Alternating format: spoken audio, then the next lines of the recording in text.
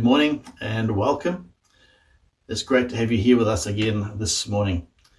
I hope you've had a fantastic week. Certainly we've had a very busy week at Rangiora Baptist over the last little while, and this week we've sent out a newsletter to all the church family just talking about what's happening and how we're gathering over the next couple of months of July and August.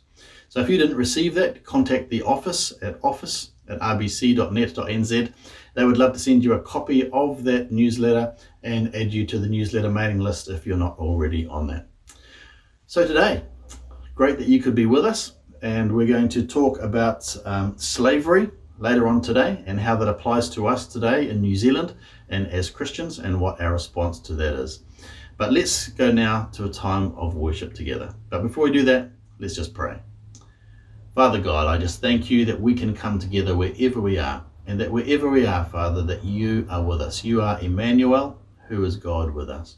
So, Father, we thank you for your presence today, and I pray that each one would know your love, would know your voice, and would know you speaking directly to them as we continue on in this time together. So bless each one watching this service today, wherever they may be, in Jesus' wonderful name.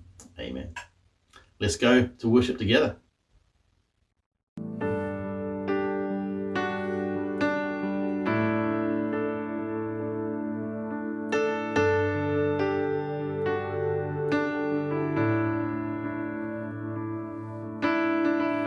So great to know that we're part of so much bigger on worship. Join with the throng of heaven, singing that day after day, night and day. And all the saints and angels, they bow before your throne. Oh, the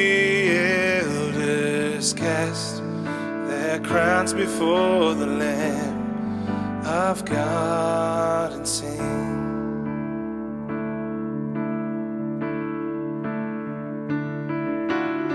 All the saints and angels, they bow before your throne. Oh, the cast their crowns before the Lamb of God and sing, you are worthy of it all.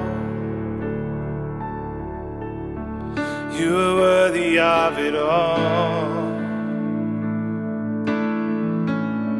For from you are all things, and to you are all things. You deserve the glory, yes you do. You are worthy of it all. You are worthy of it all. For from you are all things, to you are all things. You deserve the glory.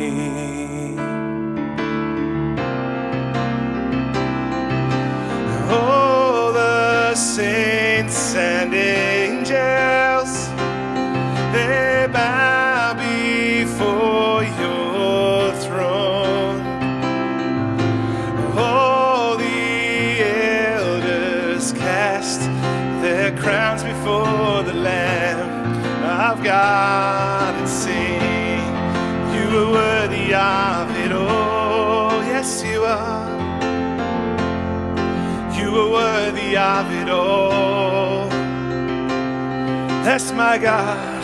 For from you are all things, and to you are all things, and you deserve the glory. Yes, you do.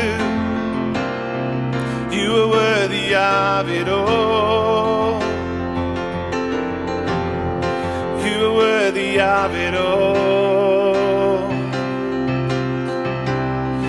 For from you are all things, and to you are all things, and you deserve the glory. You deserve the glory, Lord.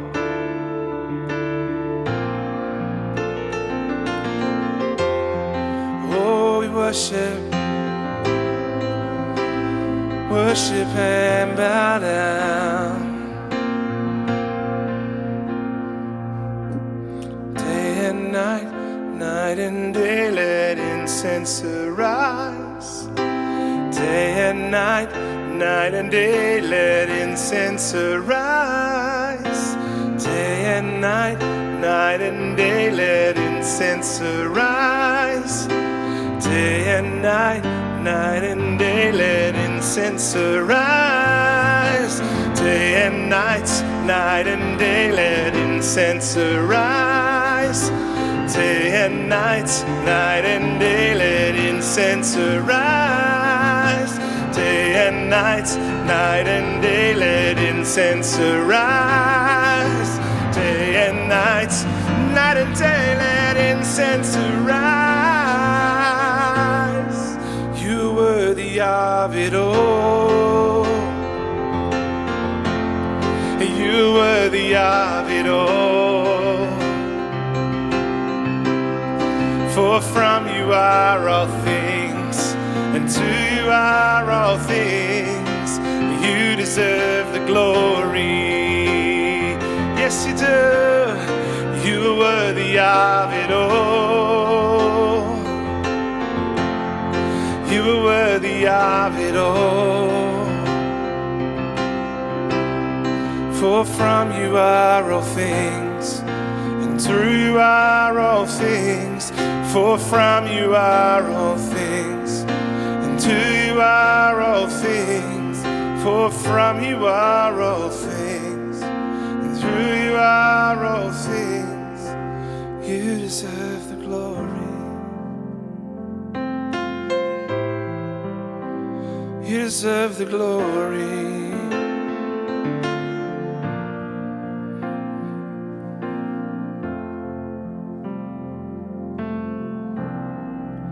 And I exalt thee, I exalt thee, I exalt thee, oh Lord, I exalt thee, I exalt thee, I exalt thee, oh Lord.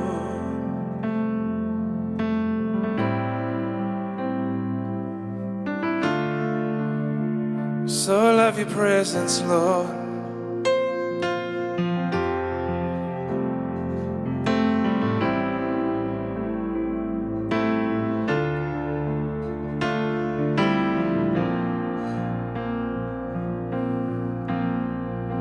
And I exalt thee, I exalt thee, I exalt thee, oh Lord, I exalt thee. Yes, I exalt thee. I exalt thee, oh Lord.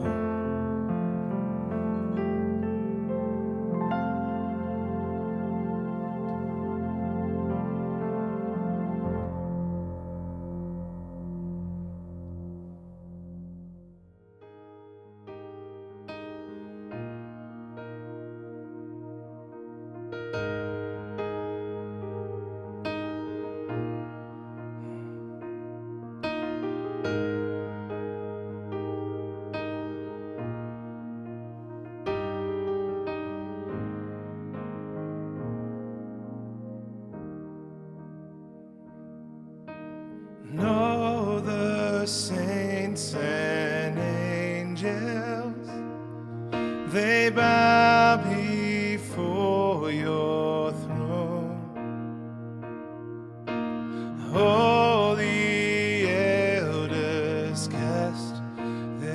crowns before the Lamb of God and sing, you are worthy of it all.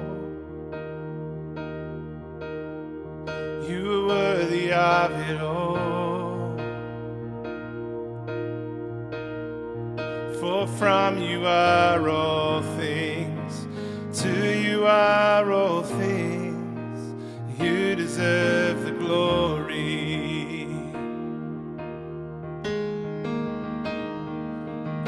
And all the saints and angels, they bow before your throne. All the elders cast their crowns before the Lamb of God and sing, you are worthy of it all. You are worthy of it all. For from you are all things, and through you are all things, and you deserve the glory. You are worthy of it all. You are worthy of it all. For from you are all things, and to you are all things. You deserve the glory.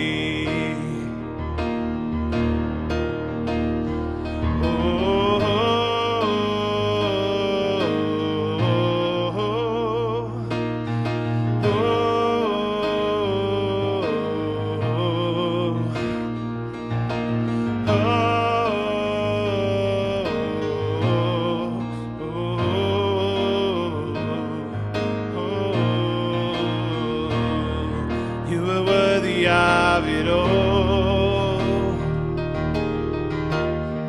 You are worthy of it all. For from you are all things, and to you are all things. You deserve the glory. You are worthy of it all. You are worthy of it all. For from you are all things, and to you are all things. You deserve the glory.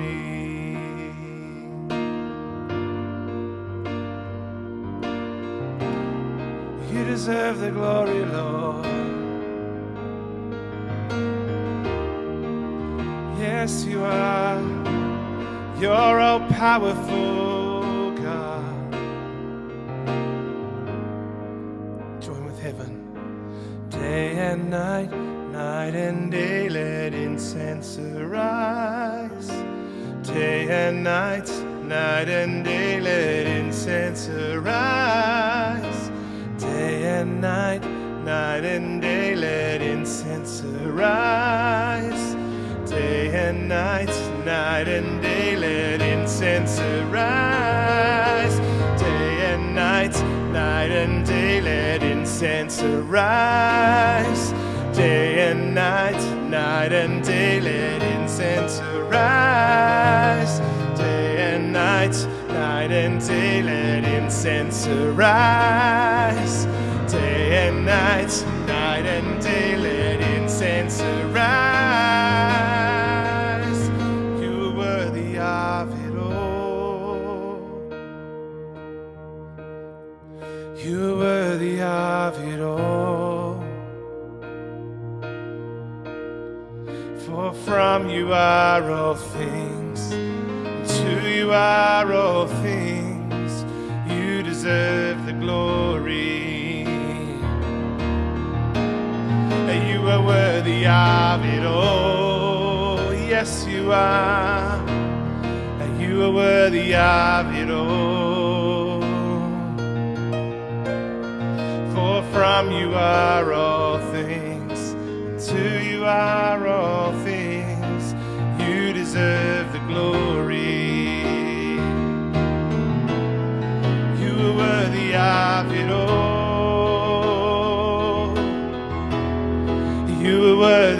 have it all. For from you are all things, to you are all things. You deserve the glory, yes you do. You are worthy of it all. Yes, you are worthy. You are worthy of it all. For from you are all things, and to you are all things. For from you are all things, and to you are all things. For from you are all things, and to you are all things. You deserve the glory.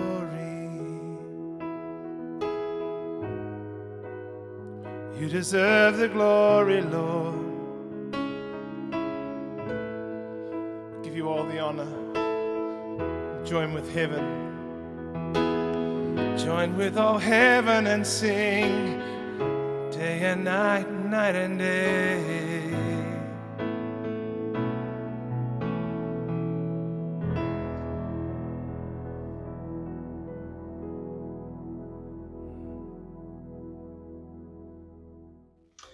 One of the most famous statements in the Western world comes from the American Declaration of Independence. The American Declaration of Independence was written by the founding fathers, the fathers of the American Republic, back in 1776.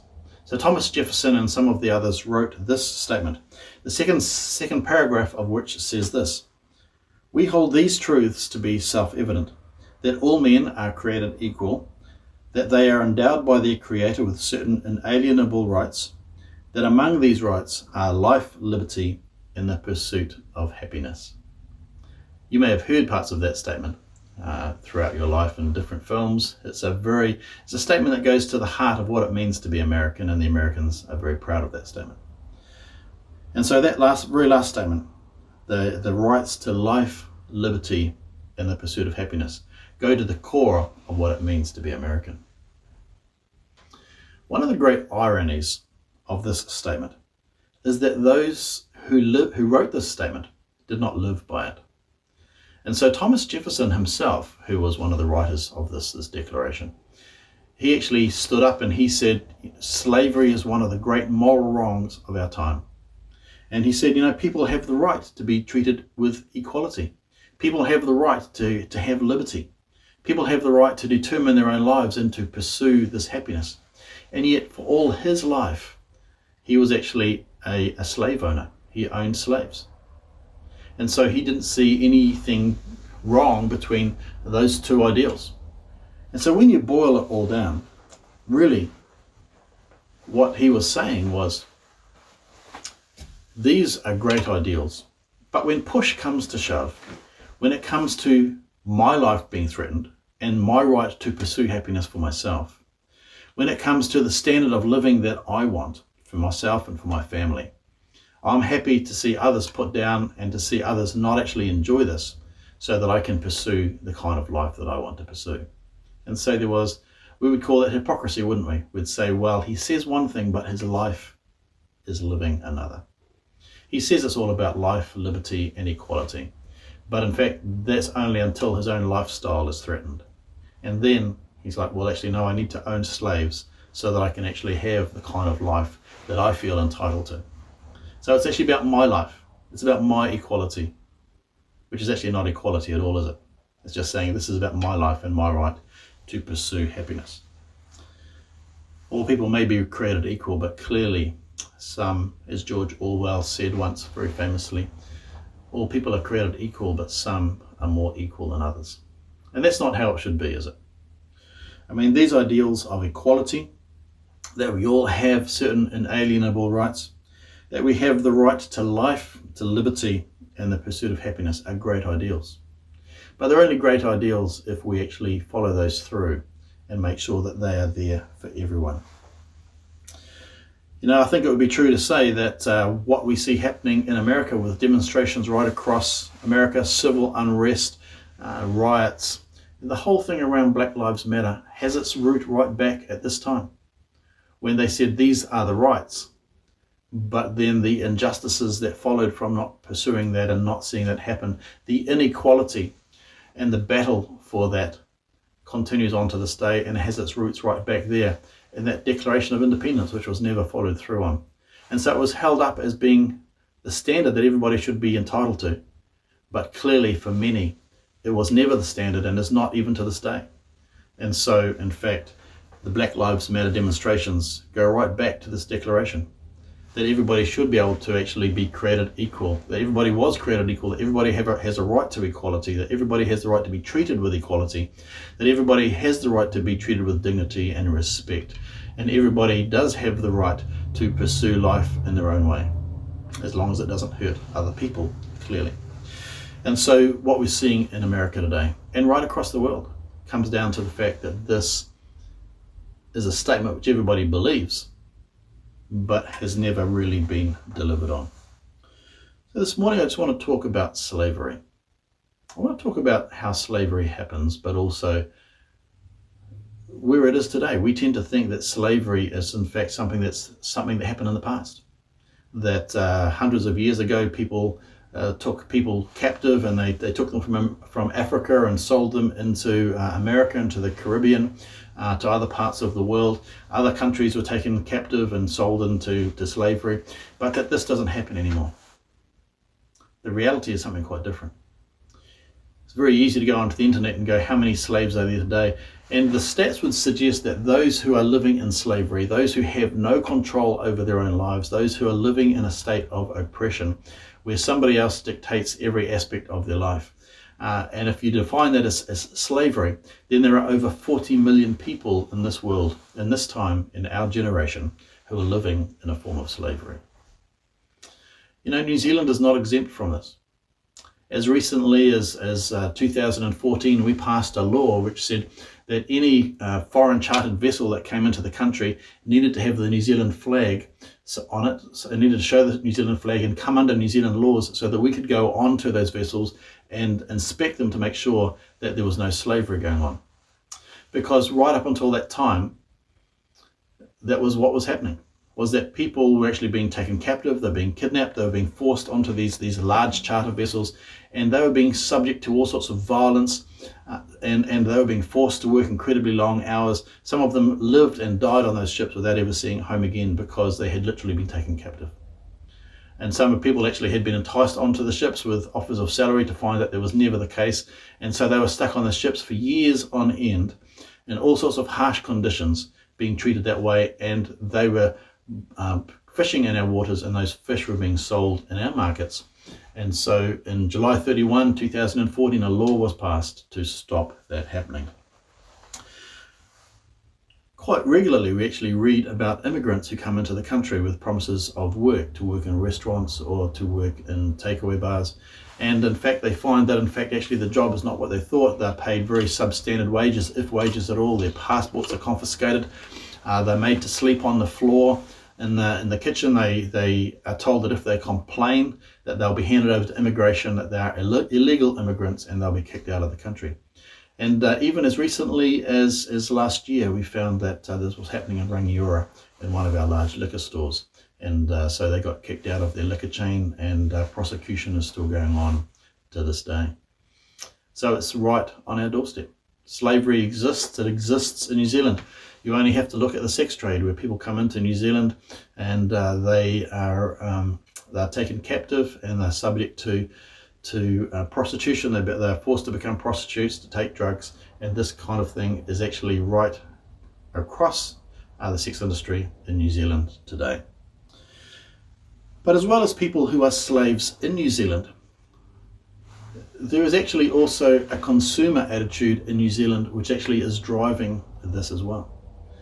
And so we actually are very desperate to buy cheap TVs and cheap clothes and cheap appliances, and these appliances, clothes and other things are all made in sweatshops in other countries, where people are subject to all sorts of injustice and long hours and bad working conditions, and some are outright slaves.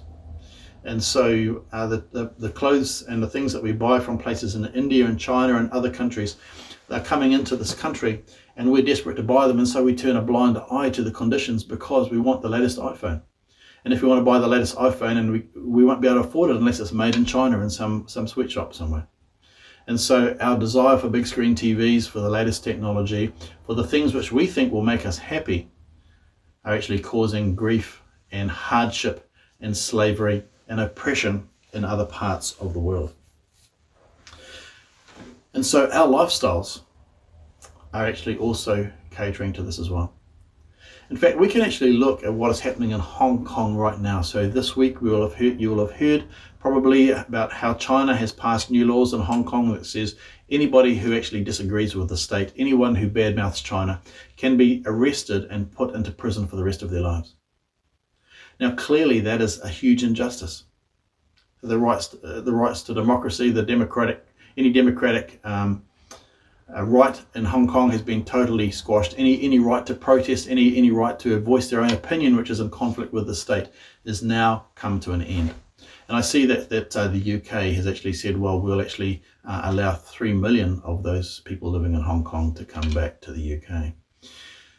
But most countries around the world are turning a blind eye to that. They're turning a blind eye to that because, in fact, they're scared of upsetting China, because their rationale, the real reason behind that is that they're scared that if they upset China, well, then maybe they won't be able to export their goods to China. And if we can't export our goods to China, then that will affect our standard of living in our country.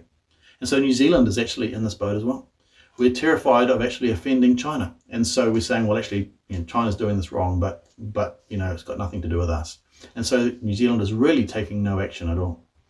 And it's in line with many other countries who are taking the same attitude and saying, we don't want to offend China because we want to sell our goods to them, but we also want China to sell our goods back to them and back to us. And if we actually offend China, well, then it's going to affect our way of living. It's going to affect our right to pursue happiness. It's going to affect our right to live life the way that we want to. So we're okay as long as it happens over there. We don't want it to happen to ourselves.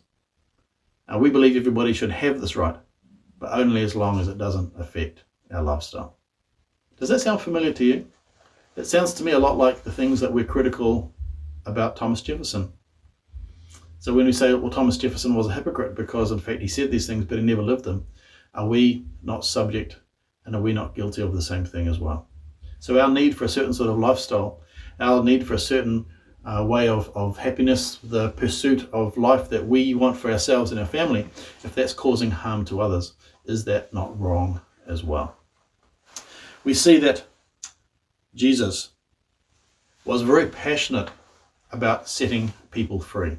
He was passionate for those who were being oppressed. He was passionate about those who had been taken captive. In Luke chapter 4 and verse 18, he actually talks about this, and he says, this is actually what I've come to earth for. This is the purpose that God has brought me to earth. And he says in Luke chapter 4, verse 18, he says, the Spirit of the Lord is on me, because he has anointed me to proclaim good news to the poor. He has sent me to proclaim freedom for the prisoners. Some translations say he has sent me to proclaim freedom for the captives. In other words, those who have been taken prisoner, political prisoners, those who have been taken into slavery. He goes on and he says, a recovery of sight for the blind, and to set the oppressed free. Well, clearly, if anybody is oppressed, it's those who are in some form of slavery, those who have lost control over their own lives, those who are subject to unjust work practices, and who actually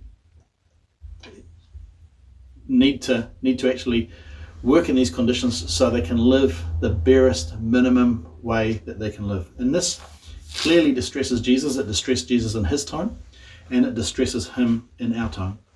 He finishes off this great statement by saying, and I've come to proclaim the year of the Lord's favour. The year of the Lord's favour was known as the Jubilee year. And so Jesus was saying, what I actually have come is I have come to actually set things right. The things that are wrong in this world, where people have found themselves unfairly in debt, those debts will be wiped clean. That was what happened in the year of Jubilee. So debts would be forgiven. People who had lost their ancestral lands and their inheritance, that would be restored to them. And so the year of Jubilee was something that happened every 50 years. It was supposed to happen every 50 years in Israel. And Jesus said, I've come to proclaim that as a way of life. I have come to say this is actually how life should be from now on for everyone. Everybody should actually have this right to equality. Everybody should have a right to a certain standard of life. Everybody should have the right to pursue the kind of life that they want without being oppressed, without being taken captive, without having other people oppress them and tell them how they should live. And so Jesus said, this is what I've come to do. And if it was important to Jesus then, it's still important to him now. And as his people and as his followers, it should be something that is important to us. I don't know that we can say we have the Spirit of Jesus in us if we do not care about this. And so we should be concerned about oppression. We should be concerned about those who are being treated unfairly in all the ways that we've been talking about this morning. You know, I wonder how we will be remembered. We look back in history and we look at Thomas Jefferson and we look at the founding fathers of America and we look at what's happening in the world now and we say, well, that's their fault. I wonder how future generations will look back at us and how we lived and the lifestyle that we lived, which put other people into the terrible circumstances that they find themselves around in other parts of the world. You know, the whole story of the Bible in many ways is a story of God bringing people from captivity to freedom. We read right back at the beginning of the history of Israel how the fathers of Israel went to Egypt and they prospered there, and the Egyptians became fearful, and so they made them slaves. They put them into situations of forced labor, not uncommon to sweatshops, and they not unlike what's happening in sweatshops. And so the situations got worse and worse and worse. The slavery got worse and worse as the people grew in number. And so then obviously, as we know, God sent Moses, and Moses went to Pharaoh and said, set my people free. And over a period of time, God brought the people into freedom. And they came out of slavery into a place where now they were a nation, and they traveled through the desert to the promised land. And so it was a journey from freedom to being able to determine their own future, to being their own people, and to being able to govern themselves. So they went from oppression to freedom.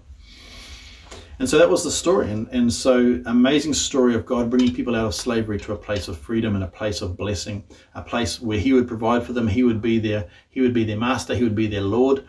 He would be their king effectively. And they went into Israel on that basis. They went into the promised land. After they had lived there for a number of years, they were judged by people who were called judges. God raised up people who would actually administer the law and make sure that fairness was across the land and that everything was being done as God wanted it to be done. And so he was kind of like the person who stood between God and the people, who actually told the people what God was wanting them to do and how God was going to judge the situations and help them to make the decisions as a nation that they needed to. Eventually, though, the last judge was a man called Samuel, and the people came to Samuel and said, we would like to have a king. We want to be like the nations around us. We want to have a king. And Samuel said, well, but God is your king. Why do you need a king for? And they just said, look, we just want to be like the other nations. Can you get us a king? We want you to find a king for us. Samuel was really upset by that because he saw this as being a rebellion against God and saying that they weren't satisfied with the way that God was leading them. So he went to God and he says, God, you won't believe this, but the people are saying that they want a king. And God says, well, go back to them and tell them what a king will do to them. So Samuel went back to the people and he said to them, so you need to understand that if I appoint a king, what's going to happen is that this king is going to take your daughters because he's going to want servants in his palace. He's going to take people, your sons and daughters, to serve in his palaces and in different places. He's going to take your young men to serve in his armies, and they're going to go off to war. You won't see them again. He's going to actually tax you so that he can have his lifestyle and he can buy horses and the other things that the king needs, and so that he can actually pay his own expenses. And so now you are going to be subject to the king, and he'll be master over you, and you will no longer have this control over your lives. And so your families, you'll lose your sons and daughters. You'll be paying tax, and your life will be very, very different under a king. And the people said, we don't care, get us a king. And so Samuel went back to God, and God said, Well, if that's what they want, that's what they can have. And so the history of Israel then starts to go bad, because what actually happens then is they have some good kings, but they have many more bad kings than good kings. And eventually the behavior of the kings cost Israel their inheritance. And so the kings led them astray. And so they went into exile and lost their own land. And so this is a journey. The story of Israel is a story of a journey from captivity to freedom, and then effectively back to a form of slavery to a king, to kings who didn't lead them well. And so they lost their rights because, in fact, they actually took a yoke of slavery back on them once again. And so the question for you and I today that I think God would want us to ask is, what are you and I slaves to? What is it that drives our lifestyles? What is it that drives our beliefs? So what is it that we have placed ourselves under? Because we too are slaves to something. One of the great Roman philosophers, a man called Seneca, who was actually the tutor to Nero, which was not a great success story for him, but he was one of the Stoic philosophers, and he said, all men are slaves to something. It doesn't matter whether you are slaves to power, whether you are slaves to money, whether you are slaves to ambition, whether you are a slave to the need for a certain sort of lifestyle, whether you are a slave to lust, whether you're a slave to a boss because you need the money to fund your lifestyle, whether you're a slave to the need for a relationship because you think that a relationship is going to make your life happy. All of us, said Seneca, are slaves to something. And that's certainly true. There is something that is in control of all of us. And so we might like to think that we are free, but very few of us actually are. All of us are slaves to something, whether it's to our lusts, whether it's actually to addictions, whether it's to our appetites, whether it's to our dreams and ambitions, whatever it is, we are all slaves to something. And so this pursuit of happiness, which is supposed to be the result of our freedom, the result of our liberty, quite often this pursuit of happiness brings us full circle and back to some form of slavery as we become slaves to the pursuit that has taken control of our life. And so is the pursuit of happiness ideally what it's all about? And so God would ask the question this morning, what is it that you and I are slaves to? Are we happy with our lives the way that they are? What is it that has mastery over us? What is it that's driving our life? You know, one of the problems with the pursuit of happiness is that happiness is momentary. Happiness is a fleeting thing, and it usually doesn't last for very long. So many times we actually pursue things to only find that once we actually have hold of it in our hands, it's not the thing that we thought it was. That latest appliance, that latest gadget, we get it and it becomes what as kids we used to call a 9-day wonder. Our parents used to give us these things for Christmas, and then afterwards they'd go, well, that was a bit of a 9-day wonder. They played for it for 9 days, and then after that they've forgotten about it. It's gone into the cupboard, it's broken, it's joined the pile of broken toys at the back of the house, and it's not the gift that we thought it might have been. And life is like that. You know, it's you only have to go down to the landfill to see all the appliances which were yesterday's must-have things, the things that we thought that life would make life complete, are the things that have worn out and are no longer delivering. And so we tear down houses that the previous generation built because we want a different kind of a house. We buy a house, we change it. People will buy the house that was our dream house, and they will actually change it again because they want a different kitchen, they want a different bathroom, they want different rooms. They want to decorate them in different ways because what will bring them happiness is something different to what brought us happiness. And so this whole idea of happiness is a pursuit of something that's actually just fleeting. It doesn't last. God says that actually the better way to live is actually with contentment. He says godliness with contentment is great gain. And we preached about that a few weeks back, about how this idea of contentment with what we have and the contentment with the basics of life without being driven is actually a huge blessing. And in fact, in that contentment there is freedom, because we are no longer captive to the things that drive us and the things that actually we have been pursuing in so many different ways. You know, I have this picture in my mind of standing on a slave block. And as I was preparing this and as I was thinking about it, I was thinking about how it would be like if we had been taken captive and now we're standing on the slave block and we're being auctioned off. And so as we're being auctioned off, we're standing there and we're thinking, wow, life is different to how I thought it might have been. I had all these dreams, but now I'm a slave. And somebody's going to buy me, and they're going to be master of my life, and I don't know what that will be like. And actually you're hearing the numbers going up and people are bidding for you, and you're thinking, is that what my life is worth? Is that what my life is worth? And I'm sure that there are people in other parts of the world who are thinking, do they really need these flat screen TVs so badly? Do they really need this latest cell phone so badly? Do they really need this cheap clothing so badly? Is it worth my life?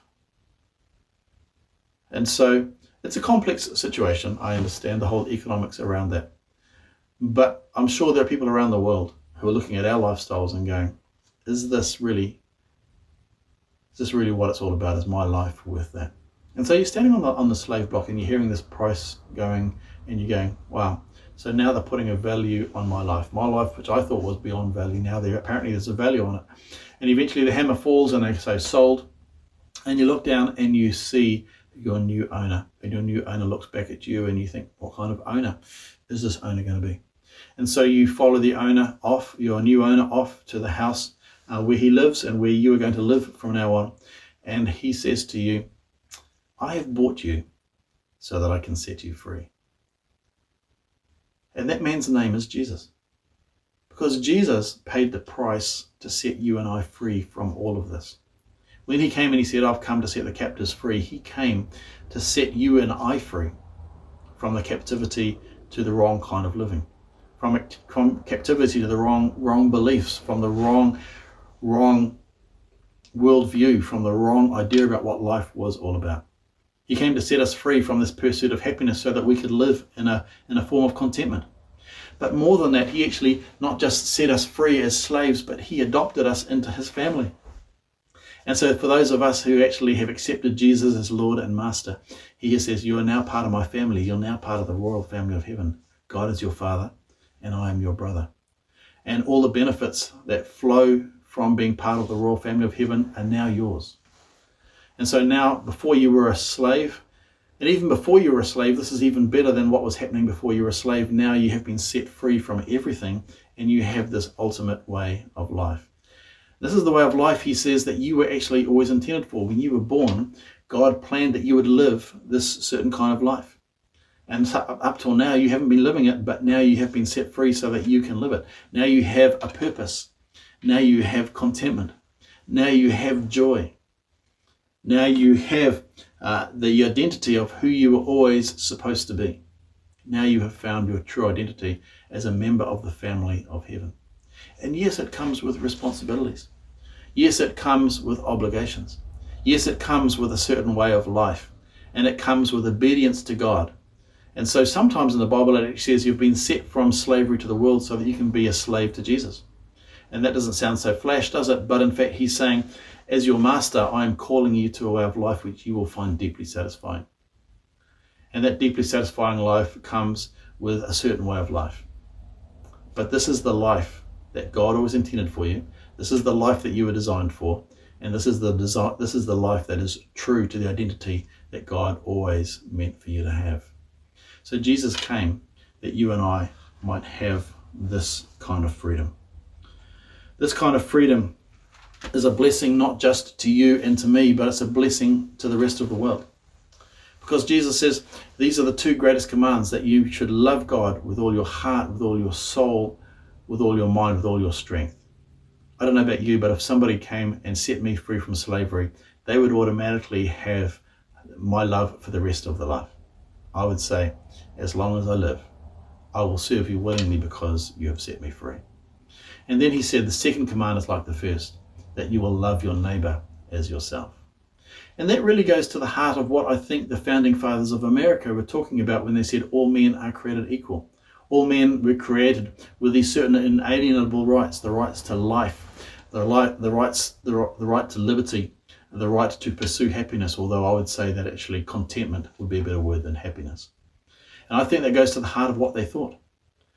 But in fact, actually, if we actually embrace the way of Jesus, if we embrace the way that Jesus calls us to live, and we actually love our neighbour as ourselves, then we will be concerned if our pursuit of happiness or our pursuit of contentment actually impacts negatively on them. And so we'll actually be saying, well, actually, we are created equal. We are created because we're called to love you in the same way that we love ourselves. And so this is about equality. And God says, actually, equality is one of the things I've set you free, so that equality can reign across the world. And so God calls us to think deeply about these things. I love the verse in Galatians chapter 5, verse 1, where Paul, writing to the Galatian church, writes these words. He says, "It is for freedom that Christ has set us free." It is for freedom that Christ has set us free. But he goes on and he says, "Stand firm then, and do not let yourselves be burdened again by a yoke of slavery." You know, having this contentment, having this freedom from Jesus, how wrong would it be if we went away and sold ourselves back into slavery once again? Jesus calls us to a better way of life. He calls us to freedom. But he calls us to a freedom which actually is deeply satisfying for ourselves, but it also carries huge benefits for those around us. As we treat them, as we treat ourselves, as we love them, as we love ourselves, as we embrace this idea of equality, as we embrace this idea of rights for all, as we embrace this idea of a fair and just society. Because this is what Jesus meant when he said, "I have come because the Spirit of the Lord is on me, because he has anointed me to proclaim good news to the poor. He has sent me to proclaim freedom for the prisoners and recovery of sight for the blind, to set the oppressed free, and to proclaim the year of the Lord's favour." In other words, the year of restoration. I imagine there are people all around the world who are living in harsh, unfair circumstances, who would hear these words and would go, "That is the rescue that I need. That is the Lord I want to serve, the one who has seen me in my oppression, the one who has seen me in my unfair circumstances, the one who has seen me in my captivity, the one who has seen the unjust work practices and the terrible life that I've been subjected to, and who cares deeply about that." And so they would read these words and they would say, if only that was true. And in Jesus, it can be true. So Jesus is calling us today to actually walk in his footsteps and to care about those in captivity, to care about those who are oppressed, to care about those who are subject to unfair work practices, and to be his people and to be his spokespeople, but also to live our lives in a way that doesn't negatively affect other people. I wonder what that means for you, and I wonder what that means for me. I wonder what things you have been taken captive by. Are you living in freedom, or are you living in captivity? Because today Jesus calls you to live a life and to embrace freedom. Let's pray as we finish today. Father, I just thank you for the grace of Jesus Christ, who came to earth and suffered so that we could have freedom. With his own body and with his own blood, he paid the price so that we could be set free from slavery, so that sin, so that death, so that the wrong way of living would no longer have power over us, so that we'd be set free from temptation, so that we'd be set free to be part of the royal family of heaven, that we would be set free to live the right kind of life and to find the identity that you always had for us. So Father, I pray that each one hearing this message would just be deeply challenged about the life that we each live. That Father, that you would call us into a greater sense of freedom, that you would call us into a greater awareness of how our lives affect other people. And so Father, that these great ideals of equality, of fairness, of freedom, of the right to pursue life, the right to pursue and know God, would be true for all. So Father, we pray that you would be with each one of us as we go through this week, that we would reflect deeply on our lives and how we can do it better, and how we can reflect the heart of Jesus, who was for freedom and for fairness. In Jesus' name, amen. Hey, thanks for joining us this morning. Look forward to seeing you again next week. God bless.